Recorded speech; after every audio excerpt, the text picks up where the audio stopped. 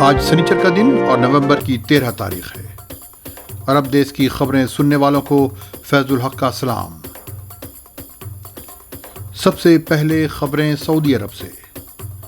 سعودی عرب میں کام کرنے والے بھارتیوں کی تعداد کورونا سے قبل 26 لاکھ کے قریب تھی، لیکن اس وبا کے دوران 4 یا 5 لاکھ بھارتی وطن واپس چلے گئے۔ یہ اطلاع سعودی عرب میں بھارتی سفیر ڈاکٹر اوصاف سعید نے الاخباریہ چینل کو اپنے خصوصی انٹرویو کے دوران کہی ہے۔ ان کا کہنا ہے کہ وطن واپسی کے بعد سعودی عرب میں بھارتیوں کی تعداد 22 یا 23 لاکھ کے درمیان رہ گئی ہے، لیکن سعودی عرب میں مقیم غیر ملکی شہریوں میں بھارتی سب سے زیادہ ہیں۔ سعودی عرب میں 40 انڈین اسکول ہیں، جن میں سے 10 بھارتی سفارت خانے چلاتا ہے۔ ان اسکولوں میں پڑھنے والے اسٹوڈنٹس کی تعداد 75 سے 80 ہزار کے قریب ہے، جو بھارتی سلیبس ہی پڑھتے ہیں۔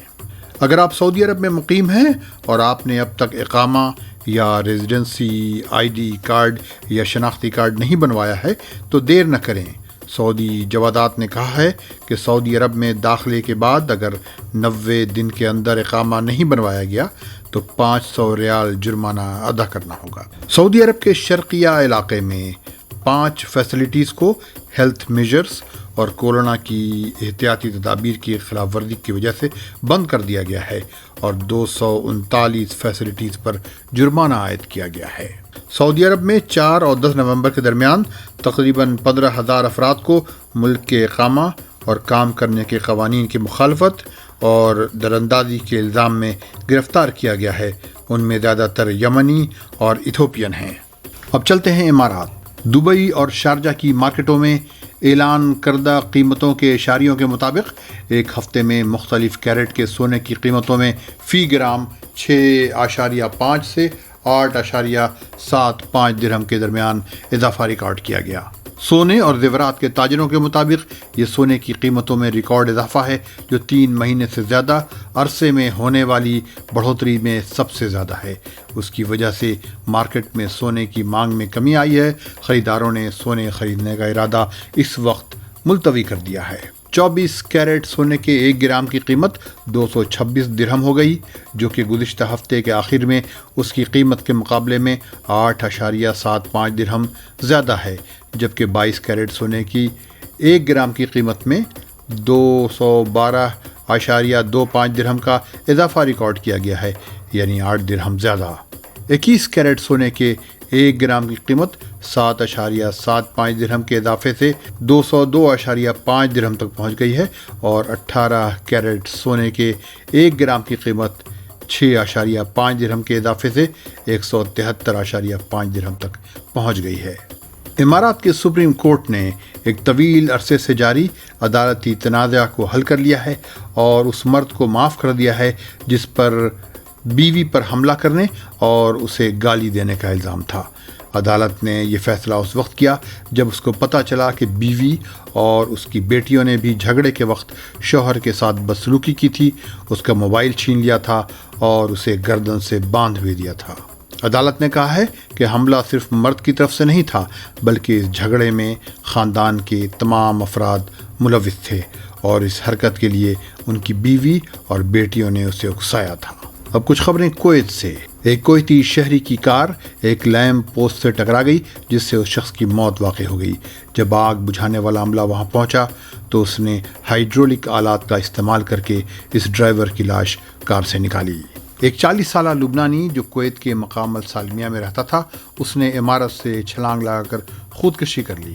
سلطنت عمان کے ظفار گورنریٹ میں ماحولیات کے محکمے نے رائل عمان پولیس کی مدد سے 2 افراد کو گرفتار کیا ہے، جنہوں نے عربی غزال یا ہرن کا شکار کیا تھا۔ ان کے خلاف قانونی کارروائی کی جا رہی ہے۔ اب بھارت کے بارے میں بحرین سے ایک اہم خبر۔ ان دنوں بحرین کے ممبر پارلیمنٹ عبدالرزاق خطاب کا ایک ویڈیو وائرل ہو رہا ہے، جس میں انہیں بحرینی پارلیمنٹ میں خطاب کرتے ہوئے دکھایا گیا ہے۔ اس خطاب میں انہوں نے بھارت میں مسلمانوں پر ہونے والے تشدد اور ان کی قتل و غارت گری پر شدید تنقید کی ہے اور کہا ہے کہ اگر یہ سلسلہ جاری رہا تو عرب بالخصوص خلیجی ممالک ایکشن لیں گے۔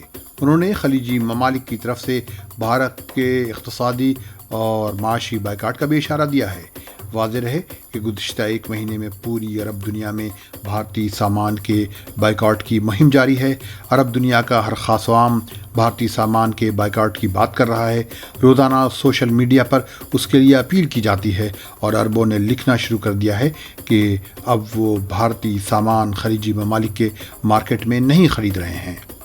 اس بات کا اندازہ لگانا مشکل ہے کہ بھارتی مسلمانوں کے خلاف تشدد کے واقعات پر عربوں کا غصہ مزید کیا رخ اختیار کرے گا۔ گزشتہ 2 سال سے بھارت میں مسلمانوں کے خلاف بنتے ماحول پر پوری عرب دنیا کی نظر ہے۔ اس سے پہلے کویت میں بھی شدید رد عمل آ چکا ہے۔ گزشتہ سال تو ہر ملک سے درجن بھر لوگوں کو عرب اور مسلم مخالف مواد سوشل میڈیا پر پوسٹ کرنے کے جرم میں ملک سے نکالا گیا۔